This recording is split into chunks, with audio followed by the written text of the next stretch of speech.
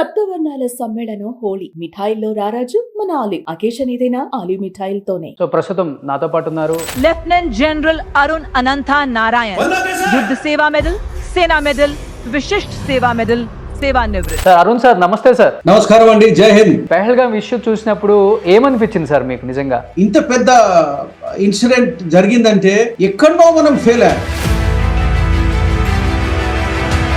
Full scale war ఒకసారి వస్తే thousands లో చనిపోతారండి మంది. చాణక్య గారు చెప్పారు, ఎప్పుడో చెప్పారు, the best way to wage a war అంటే వితౌట్ ఫైటింగ్. మీరు చేసిన ఆపరేషన్స్ లో have you ever failure in your life అని అడుగుతాం కాబట్టి ఏం చెప్తారు మీరు రెండింటికి సమాధానం? ఒకసారి ఫెయిలియర్ ఏమైందంటే, నేను అప్పుడు ఆఫీషియేటింగ్ కమాండింగ్ ఆఫీసర్ ఉన్నానండి.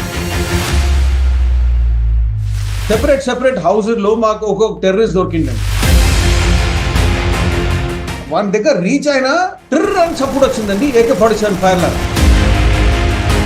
అంటే వాడిని ఇడిచిపెట్టి నేను వెళ్ళిపోయినా విలేజ్ లోపల. నెక్స్ట్ డే పొద్దున హెలికాప్టర్ వచ్చి వాడిని తీసుకెళ్ళిపోయిందండి. 7th డే నేను క్యాంప్ నుంచి బయట వచ్చిన తర్వాత 7 days. 7th డే పొద్దున వచ్చినప్పుడు ఫస్ట్ నేను కాల్ చేశానండి హాస్పిటల్ నర్స్. నేను అడిగానండి ఏమైంది? లెఫ్ట్ థై బోన్ 2 places అలా ఫ్రాగ్మెంట్ అయిపోయింది. వానికి 2-3 బస్సులు వచ్చాయండి ఇక్కడ. అంటే 3, 4, 5, 6 రౌండ్స్ ఉండొచ్చు, నాకు తెలియదు.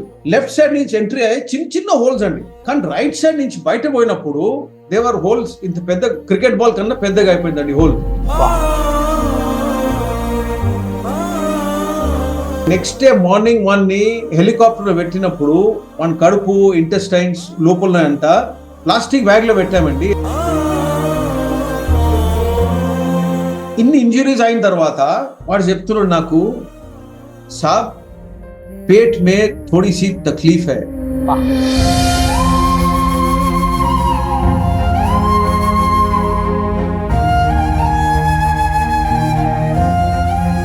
వాడు చెప్తున్నాడు, నేను సరిగా అయిపోతా కానీ మన యూనిట్ లో ఉండే మిగతా సోల్జర్స్ బాగున్నారా వాడు అడుగుతున్నాడండి. వన్ ఫీలింగ్ చూడండి, for the well being and concern of the other members of the team. ఇదండి మన ఇండియన్ సోల్జర్ అంటే. మీకు ఓ ప్రొఫెషన్ లేకపోతే ఓ జాబ్, మంచి డబ్బులు కావాలి, అవన్నీ కావాలంటే ఆర్మీలో వద్దండి. ఆర్మీ అంటే ఒక కాలింగ్ అండి, it's a life. Hi, hello, welcome to Suman TV. నేను మీ రోషన్. సో ప్రస్తుతం నాతో పాటు ఉన్నారు లెఫ్టినెంట్ జనరల్ అరుణ్ అనంత నారాయణ్ గారు. సో ఆయన గురించి చెప్పాలి అంటే సేవా మెడల్, సేనా మెడల్, విశిష్ట సేవా మెడల్, సేవా నిర్బల్. ఈ మధ్య కాలంలో చాలా మంది ఆర్మీ పర్సన్స్ మాట్లాడుతున్నారు, ఎక్స్ ఆర్మీ పర్సన్స్. బట్ ఆయన మాట్లాడినప్పుడు తెలియని ఒక చెప్పాలంటే దేశం మీద ఇంకా మనకు రెస్పెక్ట్ పెరుగుతుంది. అండ్ బార్డర్లో ఇన్ని కష్టాలు ఉంటాయా, ఇలానే వీళ్ళ జీవితం ఉంటుందా అనేది క్లియర్గా అర్థమైపోయింది అనమాట ఒక పాడ్కాస్ట్. అండ్ ఆయన ఇచ్చిన చాలా స్పీచ్లు కూడా నేను విన్నాను. ఆయన స్పీచ్ ఉన్నప్పుడు నిజంగా గూస్ బంప్స్ అనమాట. ప్రజెంట్ పహల్గాం విషయం మీద మాట్లాడటానికి మనతో పాటు లైవ్లో సిద్ధంగా ఉన్నారు అరుణ్ అనంత నారాయణ గారు. సార్, అరుణ్ సార్, నమస్తే సార్. నమస్కారం అండి, జై హింద్. సో జై హింద్ సార్. అండ్ నిజంగా చెప్తున్నాను, మీ కొన్ని స్పీచ్లు నేను చూశాను సార్. అండ్ మీరు చాలా ప్లేసెస్లో ఇచ్చారు. So when I was listening your words, my eyes are wet sir, my heart is feeling very proud sir. చాలా థ్యాంక్స్ అండి. ఆర్మీ వాళ్ళకి అంతే కావాలి, అంతే మన ప్రజల సపోర్ట్ కావాలి, లవ్ కావాలి, కొంచెం ఫ్రెండ్షిప్ కావాలి, అంతే. అందరు రెడీగా ఉన్నారు actually to do anything for the country. దేశం కోసం ఏం కావాలన్నా చేయని 24/7 తయారుగా ఉంటారు. ఇట్స్ జస్ట్ దిస్ స్మాల్, మీరు చెప్పినందుకు రెస్పెక్ట్, లవ్ కావాలి, అంతే. Super sir. అంటే ఇప్పుడు మీరు కాశ్మీర్లో మల్టిపుల్ టైమ్స్ సర్వ్ చేశారు సార్. అండ్ మీ గురించి మేము విన్నాము, చూసాం కూడా. అండ్ పెహల్గాం ఇష్యూ చూసినప్పుడు ఏమనిపించింది సార్ మీకు నిజంగా? ఫర్ ద ఫస్ట్ టైము టూరిస్టుల మీద అండ్ క్యాస్ట్, రిలీజియన్ అడిగి, ఐడి కార్డ్స్ చూసి, అండ్ కల్మా తెలుసా లేదా అని చెప్పేసి అడిగి, లేకపోతే ఫ్యాంట్ లిప్పి సుంతి చేశారా లేదా అని మరి చూసి చంపారు. ఈసారి ఎలా అనిపిస్తుంది ఈ ఘటన చూసినప్పుడు మీకు? ఫస్ట్ రియాక్షన్ అంటే అందరు న్యాచురల్ రియాక్షన్. ఫస్ట్ రియాక్షన్ అంటే కోపం. కోపం అంటే అన్కంట్రోలబుల్ యాంగర్. అలా కోపం, వెంటనే ఏదైనా యాక్షన్ కావాలని, అది ఫస్ట్ రియాక్షన్ అండి. సెకండ్ రియాక్షన్ ఏంటంటే కొంచెం మన ఫెయిలియర్ అయిందండి. ఇంత పెద్ద ఇన్సిడెంట్ జరిగిందంటే ఎక్కడో మనం ఫెయిల్ అయ్యాం. థర్డ్ ఏంటంటే దీనికి ఒక రివెంజ్ తీసుకోవాలండి. అంటే ఖచ్చితంగా కాంప్రహెన్సివ్ డీటెయిల్డ్ రెస్పాన్స్ ఇవ్వాలి దీనికి. అది మన గవర్నమెంట్ చేస్తుంది. So first reaction was anger అండి, ఫ్రస్ట్రేషన్, యాంగర్, సారో అండి. వీళ్ళందరూ హెల్ప్లెస్ సిటిజన్స్.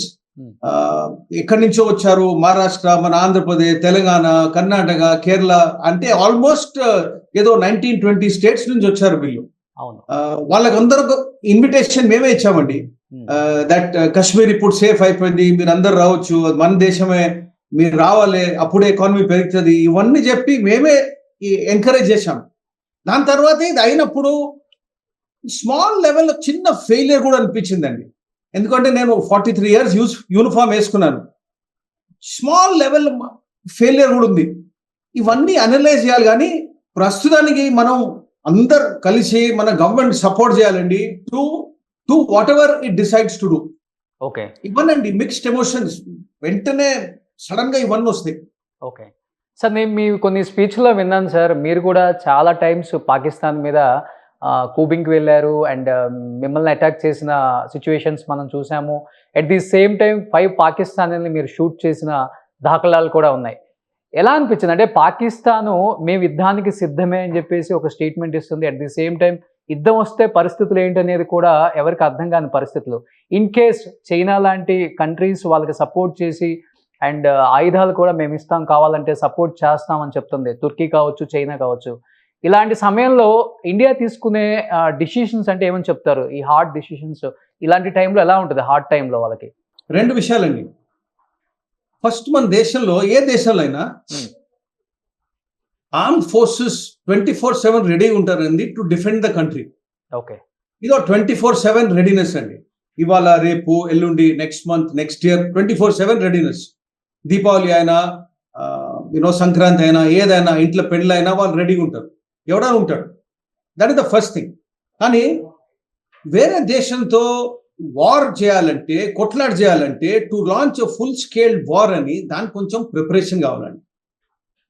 రెండోది ఏంటంటే దీన్ని చేయాల్సిన కొన్ని క్యాల్కులేషన్స్ ఉంటాయండి. ఏమేమి చేయాలి, ఏమేమి కావాలి, దానికి what will be the repercussions. మనం అది చేస్తే వాళ్ళు ఏం చేస్తారు రెస్పాన్స్లా, మన ఎకానమీ స్ట్రెంగ్త్ ఇప్పుడు ఉందా, మన దగ్గర స్టాక్స్ ఉన్నాయా to go the long distance. ఇవన్నీ చాలా కాంప్లికేటెడ్ డిసిషన్స్ అండి. మన గవర్నమెంట్ చేస్తున్నారు, ఆలోచించున్నారు. మొన్న మన ప్రధానమంత్రి గారు స్టేట్మెంట్ కూడా ఇచ్చారు కాన్ఫరెన్స్ లా. అంటే ఆర్మ్ ఫోర్సెస్ ఫ్రీ హ్యాండ్, వాళ్ళు ఏం ఆలోచిస్తారు, ఎప్పుడు ఆలోచిస్తారు, ఎక్కడ ఏం చేయాలో వాళ్ళకి ఫ్రీ హ్యాండ్ అని చెప్పారు. I think we should just wait అండి, ఇవన్నీ అవుతాయి. దేర్ విల్ ఆల్సో బి, ఎప్పుడు వార్ అయినా 2-3 దేశాల సపోర్ట్లు మన ఎనిమికి వస్తాయండి. అది కంపల్సరీ, అది న్యాచురల్.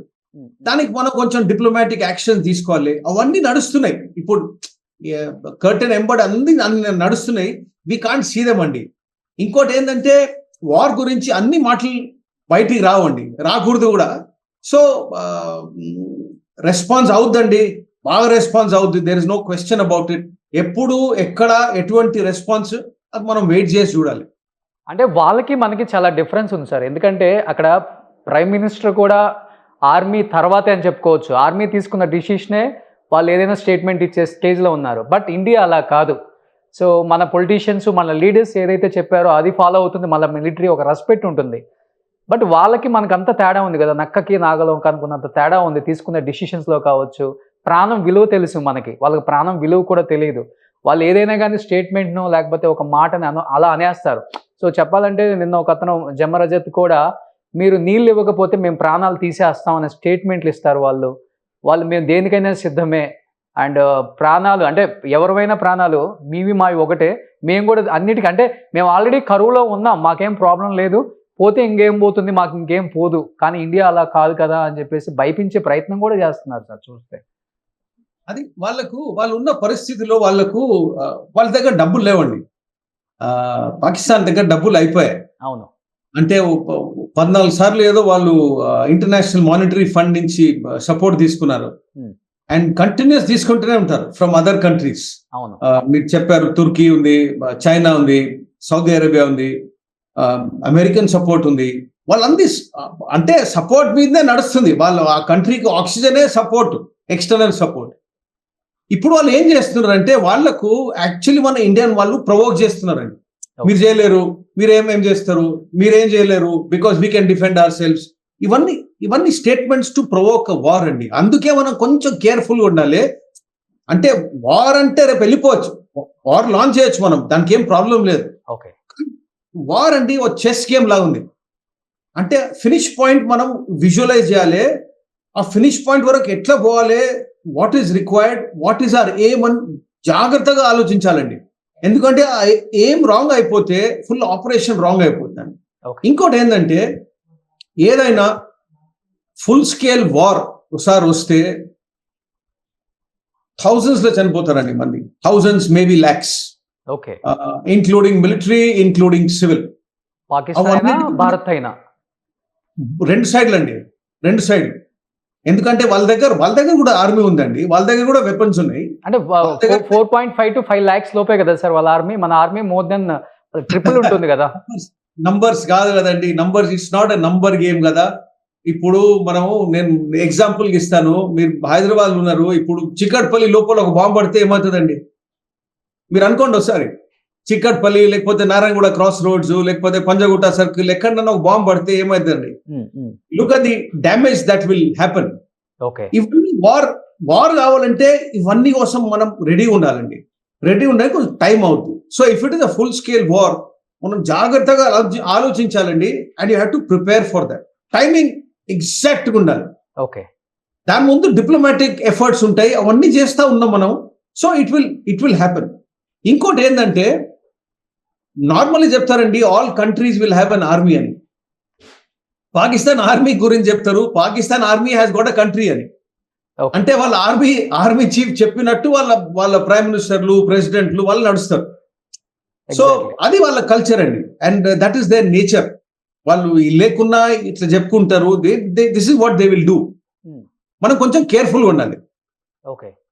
అంటే వార్ కన్నా కూడా వాళ్ళకి ఏదైతే ఉందో సింధు జలాలు కావచ్చు, లేకపోతే నిత్యావసరాలు ఏదైతే ఇప్పుడు ఉందో అక్కడ మనం చికెన్ కానీ, గుడ్లు కానీ, అండ్ రైస్ కానీ, వాటర్ కానీ, మిల్క్ కానీ ఇవన్నీ చూస్తే 600, 800, 900 వెళ్ళిపోయింది సార్ ధరలు కూడా.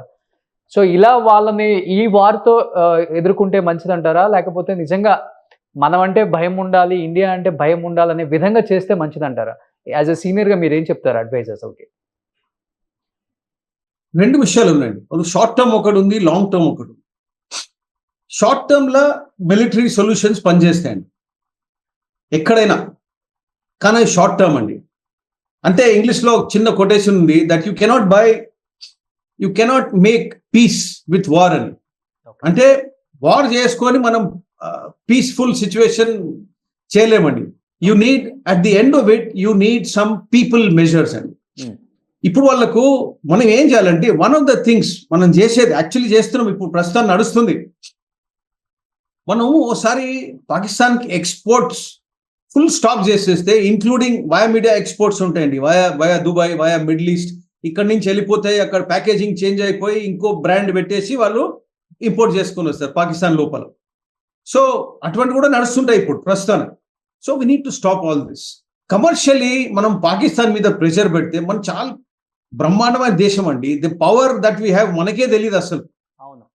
ఆ పవర్ మనం full total power of the country మనం యూజ్ చేస్తే, అంటే దానిలో అకాడమిక్ ఉంది, డిప్లొమాటిక్ ఉంది, కమర్షియల్ ఉన్నాయి, ట్రేడ్ ఉన్నాయి, కల్చరల్ ఉన్నాయి, పీపుల్ టు పీపుల్ కాంటాక్ట్స్ ఉన్నాయి, మ్యారిటైమ్ సీ ట్రేడ్స్ ఉన్నాయి, ఎయిర్ ప్యాసేజ్ ఉన్నాయి. అవన్నీ మనం యాక్చువల్లీ స్క్వీజ్ చేస్తే వాళ్ళ పబ్లికే ఎగురుతుందండి against the government, against the arm forces.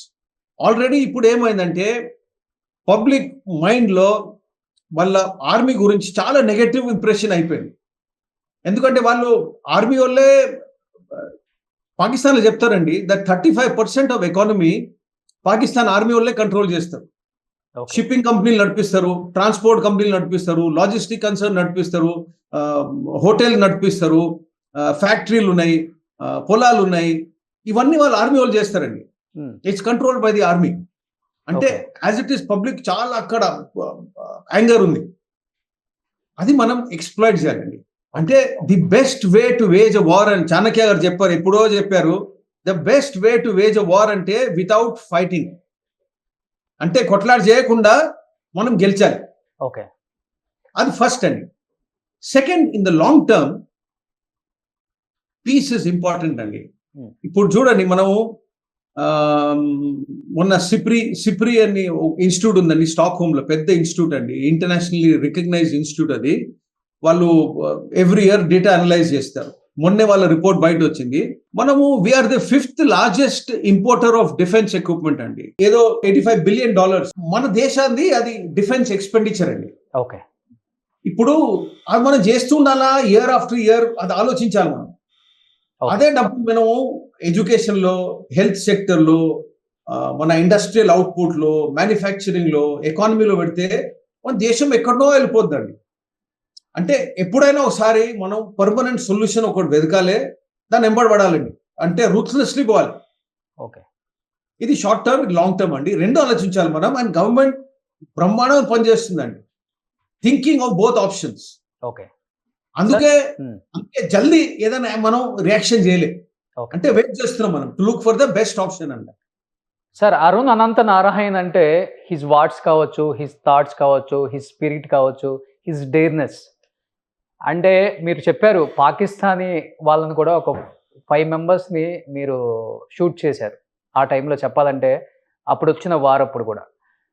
ఏం చెప్తారు అంటే మీరు చేసిన ఆపరేషన్స్లో మీరు మర్చిపోలేని ఆపరేషన్ అంటే ఏమని చెప్తారు? అండ్ ఇంకొకటి కూడా ఉంటుంది సార్, ప్రతి ఆర్మీ పర్సన్ని మనం అడుగుతాం డెఫినెట్గా, have you ever failure in your life అని అడుగుతాం. కాబట్టి ఏం చెప్తారు మీరు రెండింటికి సమాధానం? మీ సెకండ్ క్వశ్చన్ ఫస్ట్ సమాధానం అండి. ఫెయిలియర్ అండి, నేను ఎప్పుడు డిఫరెన్షియేట్ చేస్తానండి ఫెయిలింగ్, ఫెయిలియర్. ఫెయిలింగ్ అంటే ఏదో ఒకసారి మనం హై జంప్ చేసుకున్నాం, ఆ రాడ్ పడిపోయింది, అది ఫెయిలింగ్ అండి. 10th క్లాస్ ఎగ్జామ్ రాసాం, మ్యాథమెటిక్లో ఫెయిల్ అయిపోయాం, అది ఫెయిలింగ్. దాని తర్వాత దాన్నే పట్టుకొని చదువుకొని ప్రిపేర్ చేసి అదే మ్యాథమెటిక్స్ ఎగ్జామ్లో నెక్స్ట్ ఇయర్ లేకపోతే సప్లిమెంటరీ ఎగ్జామ్లో 85-90% తీసుకున్నది, అది ఫెయిలియర్ కాదండి, అది కాన్కరింగ్ ఫెయిలింగ్ అనమాట. అప్పుడు ఫెయిలియర్ వర్డ్ రాదు. ఫెయిలింగ్ అందరికి వస్తాయండి, నాకు వచ్చాయి, మీకు వచ్చాయి, మా పేరెంట్స్కి వచ్చాయి, మీ పేరెంట్స్కి వచ్చాయి, అందరికి వస్తాయి ఫెయిలింగ్స్. ఓకే, కానీ అది యాక్సెప్ట్ మనం చేసుకుంటే, అదే నా విధి, అదే నా తలరాత అనుకుంటే దట్ బికమ్స్ ఎ ఫెయిలియర్ అండి.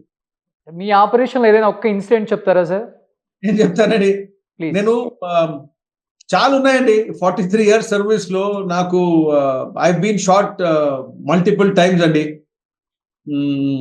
బ్యాడ్ లక్ అనుకోవచ్చు, గుడ్ లక్ అనుకోవచ్చు. గుడ్ లక్ ఎందుకంటే నేను ఇప్పుడు 10 kilometers డైలీ రన్ చేస్తా.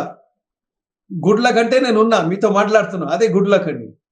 అంతే, భగవంతుని దయ. నేను ఎప్పుడు చెప్తానండి, ఏ పని చేసినా ఆ 5%, 2%, 1%, 10% మీరు ఎంత కావాలంటే ఇవ్వచ్చు, కానీ అది భగవంతుని దయ వల్ల మీకు అస్సలు ఏం జరగదు. That is the truth of life అండి. అయితే ఫెయిలియర్స్ చాలా ఉన్నాయండి. బట్ ఒకసారి ఫెయిలియర్ ఏమైందంటే, నేను అప్పుడు ఆఫీషియేటింగ్ కమాండింగ్ ఆఫీసర్గా ఉండేనండి,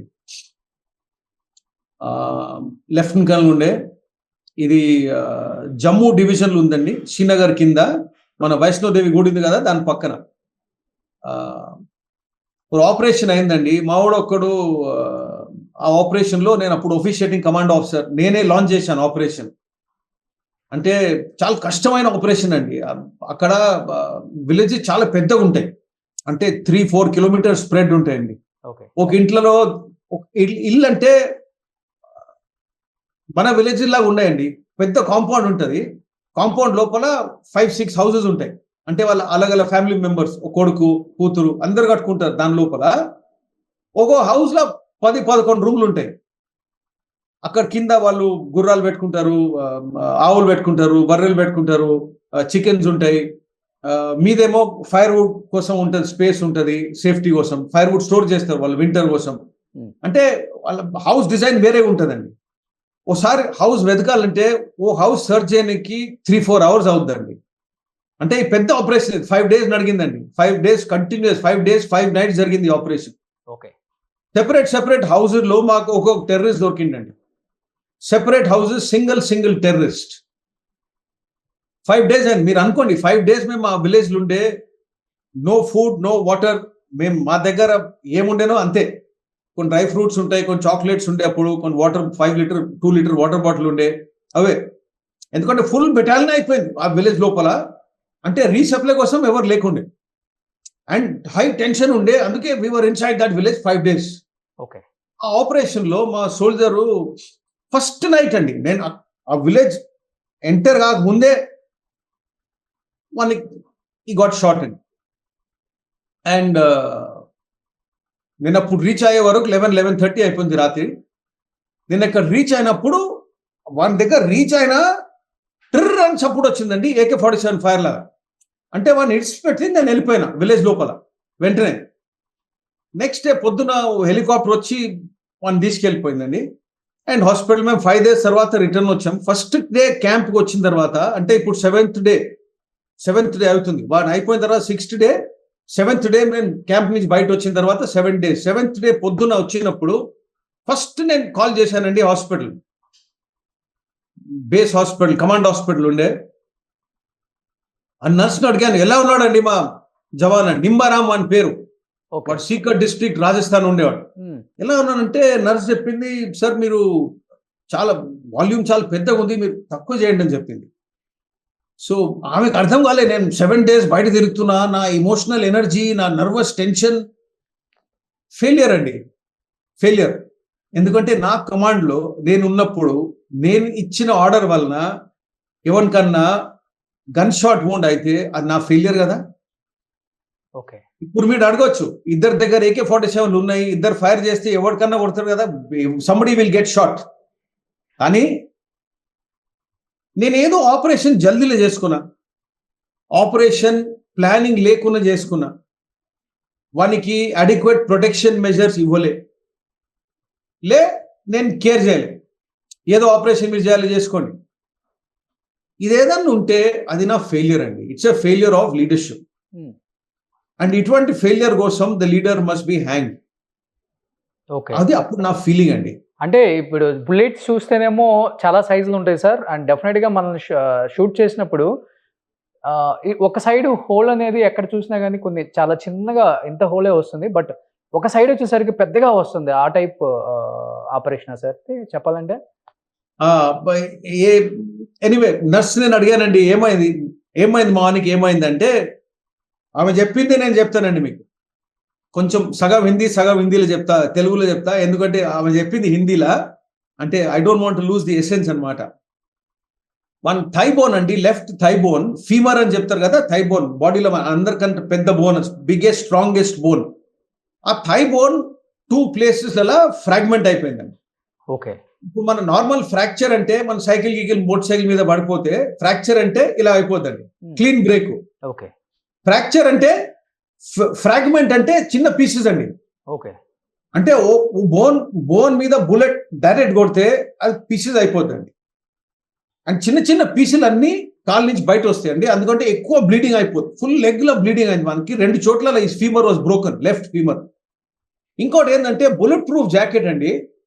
ముంగట ఇక్కడ ఐరన్ ప్లేట్ ఉంటుంది, ఎంబడి ఒక ఐరన్ ప్లేట్ ఉంటుందండి. నెక్ దగ్గర కొంచెం ప్యాడింగ్ ఉంటుంది, అబ్డామిన్ లో కొంచెం ప్యాడింగ్ ఉంటుంది. అది బుల్లెట్ ప్రూఫ్ జాకెట్ అనమాట. సైడ్లలో ఓపెనింగ్ ఉంటుందండి, బోత్ సైడ్స్. వానికి బుల్లెట్ హోల్స్ ఉండే అండి లెఫ్ట్ సైడ్ లో. బుల్లెట్ హోల్ అంటే ఈ పెన్ చూపిస్తండి మీ వ్యూవర్స్ కోసం. ఇది ఉంది కదా, ఈ పెన్ టాప్. ఓకే. ఈ పౌచ్ ఇంతే ఉంటుందండి బుల్లెట్. అంటే బుల్లెట్ బాడీలో ఎంటర్ అయినప్పుడు మన లేడీస్ బొట్టు పెట్టుకుంటారు కదా, చిన్న బొట్టు. అవునండి. శిల్ప నంబర్ 2 నంబర్ 3 వస్తుంది, అది దానికన్నా చిన్నగా ఉంటుందండి. యూ కెనాట్ సీ, చూడలేం యాక్చువల్లీ. చాలా సార్లు ఇది ఎక్స్పీరియన్స్ చేశాను. బుల్లెట్ హోల్ అయిన తర్వాత వెతుకుతూ ఉంటే you cannot see the bullet hole. వానికి 2-3 బస్ట్లు వచ్చాయండి ఇక్కడ. అంటే 3, 4, 5, 6 రౌండ్స్ ఉండొచ్చు, నాకు తెలీదు. లెఫ్ట్ సైడ్ నుంచి ఎంట్రీ అయ్యి చిన్న హోల్స్ అండి. కానీ రైట్ సైడ్ నుంచి బయట పోయినప్పుడు దేవర్ హోల్స్ ఇంత పెద్ద, క్రికెట్ బాల్ కన్నా పెద్దగా అయిపోయిందండి హోల్. నిజం ఏంటంటే నెక్స్ట్ డే మార్నింగ్ వాడిని హెలికాప్టర్ పెట్టినప్పుడు వాని కడుపు, ఇంటెస్టైన్స్ లోపల అంతా ప్లాస్టిక్ బ్యాగ్ లో పెట్టామండి. ఎందుకంటే డాక్టర్ ఫీల్డ్ ఏరియాలో వాడు యాక్చువల్లీ రిపేర్ చేయలేడు, అంటే ఇమీడియట్ రిసస్టేషన్కి ఏదో ఆక్సిజన్ ఏదో పెట్టి it was put in plastic bag అండి. మేజర్ ఇంజరీస్ మనకి రిబ్స్ లో వచ్చాయండి ఇక్కడ లెఫ్ట్ సైడ్ లా. ఎందుకంటే ఫీమర్ లో బుల్లెట్ తగిలినప్పుడు కింద పడిపోయాడు. ఇప్పుడు ఎంత దూరం పడ్డాడో 10 feet 20 25 30 ఎవరు చెప్పలేరండి, ఎవరికి తెలీదు. కింద పడ్డప్పుడు ఇలా రాక్ ఏదో మౌంటైన్ సైడ్ ఏదో వన్ చెస్ట్ స్ట్రైక్ అయింది. స్ట్రైక్ అయితే ఐరన్ ప్లేట్ కదా, ఐరన్ ప్లేట్ ప్రెస్ చేసిందండి. 1 ribs 5 ribs అండి ఫ్రాక్చర్ అయిపోయాయి. ఫ్రాక్చర్ అయిపోయి 1 left lung 5 places లో పర్ఫరేట్ అయిపోయిందండి. So the lung was filled with దాని పేరు ఏంది బ్లడ్ అండ్ బాడీ ఫ్లూయిడ్ అండి. ఇది 1 injuries. అది అయినప్పుడు నేను నర్స్తో అడిగాను, మేడం నేను మాట్లాడగలను మనతో. ఏదో మేమందరం ఆర్మీలు అండి, మేము డబ్బుల కోసం పనిచేయమండి. అంటే మీకు ఓ ప్రొఫెషన్ లేకపోతే ఓ జాబ్, మంచి డబ్బులు కావాలి, అవన్నీ కావాలంటే ఆర్మీలో వద్దండి, ప్లీజ్ డోంట్ కమ్. ఆర్మీ అంటే ఒక కాలింగ్ అండి, అంటే ఇట్స్ అ లైఫ్. ఇక్కడ ఏమేమి ఎక్స్పీరియన్స్ చేస్తామో బయట సివిల్లో చేయలేరండి. నడవదు, because it is not there. ఇది వేరే లైఫ్ అండి. దీంట్లో హ్యాపీనెస్ కూడా ఎక్కువ ఉంది, సారోస్ కూడా ఎక్కువ ఉన్నాయి, డిఫికల్టీస్ కూడా ఎక్కువ ఉన్నాయి. అంటే ఈ డిఫికల్టీస్ మీరు ఎక్స్పీరియన్స్ చేయగలరంటే ప్లీజ్ వెల్కమ్. మీకు కష్టాలు వద్దు, హ్యాపీనెస్ ఖాళీ మనం చూసే మూవీలో చూస్తాం కదా అవన్నీ కావాలి, అది కాదండి. Army it's very difficult life. మేము నడుస్తున్న ఎమోషన్ మీద అండి, వి రన్ ఆన్ ఎమోషన్. అంటే కంప్లీట్లీ సెంటిమెంటల్ అండి మేము. అంటే మా ఆక్సిజనే ఎమోషన్. అదే ఓ ట్రై కలర్ చూస్తే, నేషనల్ యాంథమ్ చూస్తే, మన ఏదైనా ఫ్లాగ్ చూస్తే, ఇవన్నీ చూస్తే అట్లా ఎనర్జీ అట్లా వచ్చేస్తుందండి. So that is how we're. నేను ఏదో ఇది అనుకొని నర్స్ని అడిగాను, మేడం నేను ఒకసారి మాట్లాడితే స్టూపిడిటీ అనుకోవచ్చు, ఏదైనా అనుకోవచ్చు. నేనేమనుకున్నా, నేను మనతో మాట్లాడితే మా వాళ్ళు ఉన్నారు కదా అబౌట్ 1000 soldiers, వాళ్ళ ఎమోషన్లు నేను వానికి ట్రాన్స్మిట్ చేస్తే వాడు బాగా అయిపోతాడు, జల్దీ మనకి హెల్త్ ఇంప్రూవ్ అయిపోతే అది నా ఫీలింగ్ అండి. సో ఆమె పెట్టిందండి హ్యాండ్ సెట్ వన్ చెవి దగ్గర. నాకేం చెప్పింది, సార్ 5 दिन हो गए, అంటే 5 రోజులు అయిపోయాయి, వానికి ఆపరేషన్ చేశాము, వాడు ఇంకా ఒక్క వర్డ్ చెప్పలేదు.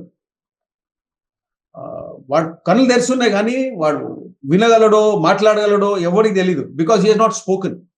And he has got pipes in his nose, in his mouth, in his body, అంటే ఫుల్ పైప్స్ ఉన్నాయి.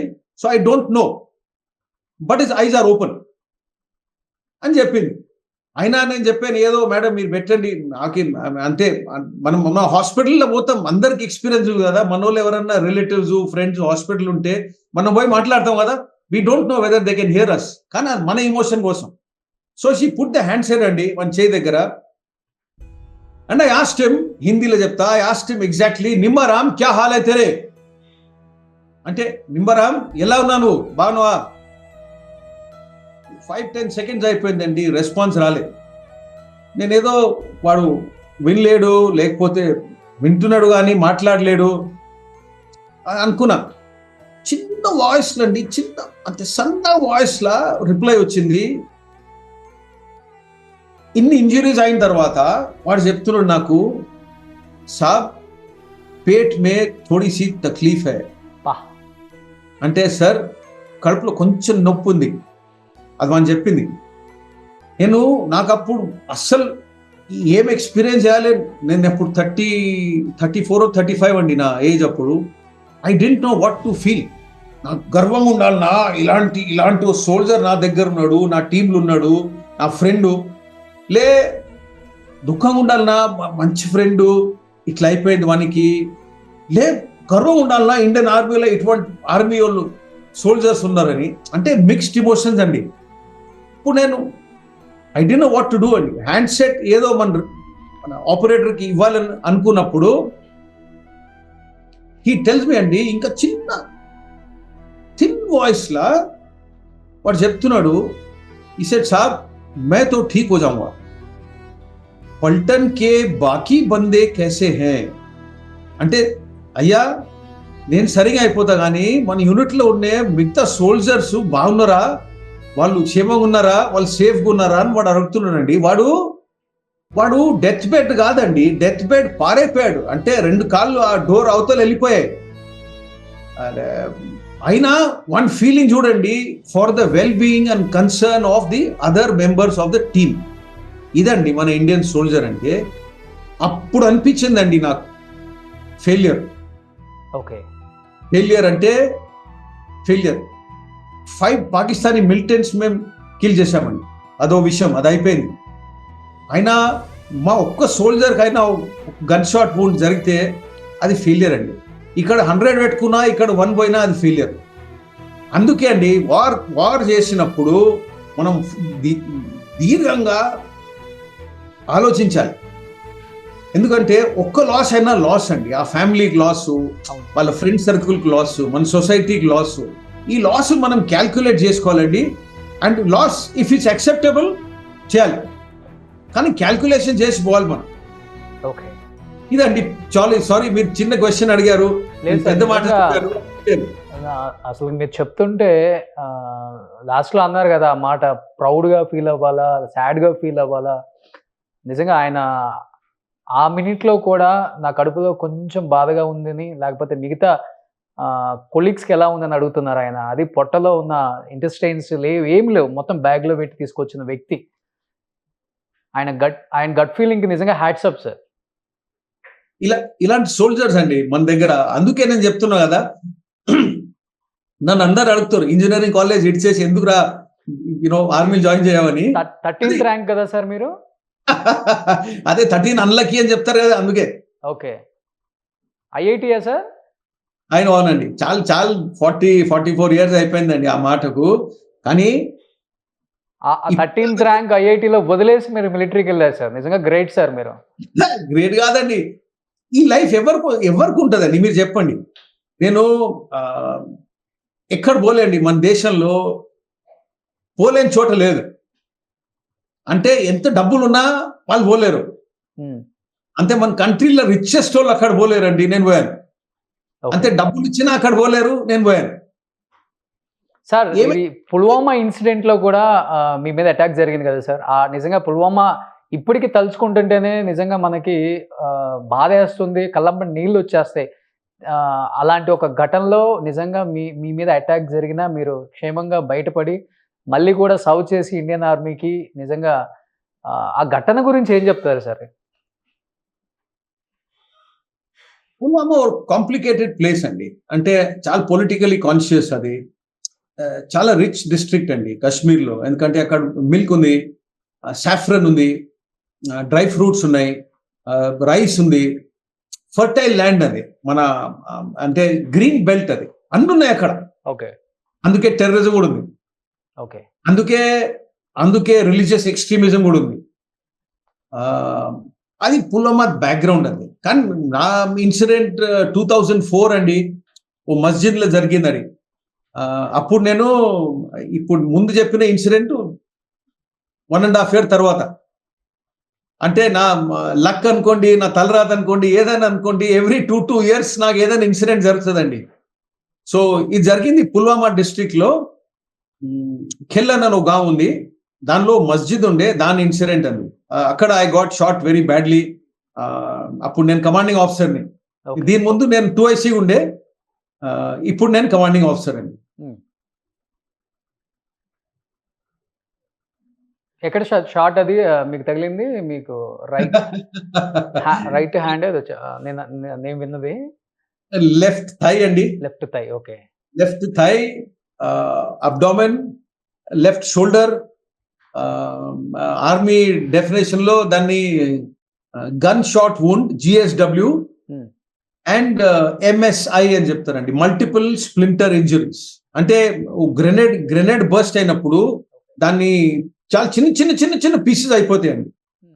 గ్రెనేడ్ బాడీ ఏమో అల్యూమినియం ఫ్రేమ్ ఉంటుందండి, అది బర్స్ట్ అయినప్పుడు చిన్న పీసులు అయిపోతాయి. మనం టర్నింగ్ మెషిన్ చూస్తాం కదా, చిన్న స్ప్రింగులు పీసులు అట్లా వస్తాయి కదా కింద, అటువంటి పీసులు వస్తాయి దానికన్నా బయట. సో మల్టిపుల్, ఒకసారి గ్రెనేడ్ మన పక్కన ఎక్స్ప్లోడ్ అవుతే మల్టిపుల్ స్ప్లింటర్స్ వస్తాయి బాడీ లోపల. ఓకే. ఈ స్ప్లింటర్స్ తీస్తారండి, కొన్ని స్ప్లింటర్స్ తీయలేరు because they are not easy to remove. అవి బాడీలో ఉండిపోతాయి. బట్ అలాంటి పరిస్థితుల్లో కూడా దేశం గురించి ఆలోచిస్తారు సార్ ఆర్మీ పర్సన్. నాకేమవుతుందో అనుకోరు, నా దేశానికి నేనేం చేస్తాను, ఇంకా నేను బతికితే సౌత్ చేయాలనుకుంటారు ఆర్మీ పర్సన్స్ లైక్ మీలాగా. మన ట్రెడిషన్ అండి, మన దేశానికి ట్రెడిషన్ అండి. అది నేను ఒక్కడిని కాదండి, there are thousands, hundreds of thousands of people like me. Okay. అందరు ఆర్మీలో జాయిన్ చేయలేరండి, అయినా అందరు పని చేస్తారు దేశం కోసం. ఇది నేను చేసే పని. కానీ ఎన్నో బుల్లెట్లను తట్టుకుంది ఈ అరుణ్ సార్ బాడీ కాబట్టి ఇన్ని సేవా మెడల్స్ వచ్చాయి. మీ బాడీలో ఎన్ని బుల్లెట్స్ దిగుంటాయి సార్? ఇప్పుడు అసలు లేవండి, బట్ 5 సార్లు అండి. 5 times జరిగింది. 39 years సర్వ్ చేశారు కదా సార్ మీరు ఆర్మీకి? టోటల్ ట్రైనింగ్ జాయిన్ చేసి యాడ్ చేస్తే 42.5. ఓకే. లేకపోతే 39.5. సార్ అరుణ్ సార్ ఇలా కాదు సార్, మీరు హైదరాబాద్ వచ్చినప్పుడు మీతో పాటు ఫుల్ ఒక 2-3 hours మీ జర్నీ గురించి, ఇండియన్ ఆర్మీ గొప్పతనం గురించి డెఫినెట్గా తెలుసుకోవాలని మాకే కాదు సార్, కొన్ని కోట్లాది మంది తెలుగు ప్రేక్షకులు వెయిట్ చేస్తున్నారు. మీరు చెన్నై తమిళీన్ అయినప్పటికి కూడా తెలుగు చాలా చక్కగా మాట్లాడుతున్నారు. అండ్ మీరు పుట్టి పెరిగింది ఎక్కడ సార్? తెలుగా, హైదరాబాదా? నేను చదివిన తెలుగు కదా. ఓకే. నేను తెలుగు రాస్తా కానీ తమిళ్ రాయా. ఓకే. నేను చదివిన తెలుగే, 7th క్లాస్ వరకు నేను చదివిన తెలుగు మీడియమే. సో అంతా హైదరాబాద్ మీ హైదరాబాద్ అండి, చదువు? సికింద్రాబాద్. యాక్చువల్లీ సికింద్రాబాద్ ఇప్పుడు పెద్దగా అయిపోయింది, హైదరాబాద్ చాలా పెద్దగా అయిపోయింది. సార్ ఇప్పుడు పాకిస్తాన్ ఆల్రెడీ ఒక స్టేట్మెంట్ అయితే జారీ చేసింది. డెఫినెట్గా ఇన్ కేస్ అంటే వాళ్ళు ఎంతసేపు ఉన్నా కానీ యుద్ధం కావాలని చెప్పేసి రెచ్చగొడుతున్నారు. అండ్ ఆర్మీ జవాన్లు ఎవరైతే మాజీ వాళ్ళు ఉంటారో వాళ్ళని కూడా వచ్చి విధుల్లోకి, అంటే ముసల వాళ్ళైనా పర్వాలేదు మేము గన్ను చేతికి ఇచ్చేస్తామని ఒక స్టేట్మెంట్ జారీ చేసేస్తున్నారు. ఇన్ కేస్ అదే జరిగితే ఇండియన్ ఆర్మీలో ఇప్పుడు ఒక 15 లక్షల మంది ఉన్నారు కాబట్టి మీలాంటి గొప్ప మహానుభావులు మళ్ళీ ఇండియన్ ఆర్మీకి రావాలి అంటే వెళ్ళడానికి సిద్ధంగా ఉన్నారా సార్? 100%. ఒకసారి సైన్ చేసుకున్నాం అంటే జీవితం ఇచ్చేస్తాం, అంతే కదా. So that is beyond question అండి. కానీ మన దేశంలో అవసరం లేదండి, ఎందుకంటే దేశభక్తులు చాలా మంది ఉన్నారండి. We don't need it. ఇంకోటి మీరు అర్థం చేసుకోవాలి, ఇంకా మనం డెడికేటెడ్ గా ఉండాలి కదా సార్. 5 bullets మీ బాడీలో దిగినా కానీ దేశం గురించి ఆలోచించటం, ఎదుటివాడిని అటాక్ చేయాలి, షూట్ చేయాలి, నా సైన్యాన్ని కాపాడుకోవాలని ఇంత డెడికేటెడ్ గా ఉండే పర్సన్ చాలా తక్కువ మంది అంటారు. చాలా మంది ఉన్నారండి.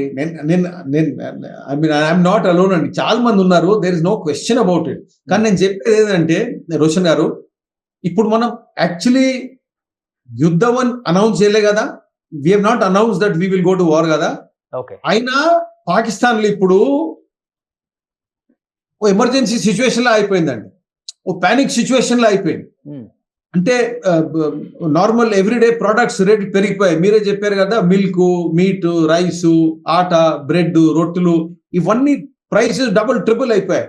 పెట్రోల్ ప్రైసెస్ ట్రిపుల్ అయిపోయాయి. వాళ్ళ కరెన్సీ వాల్యూ డౌన్ అయిపోయింది.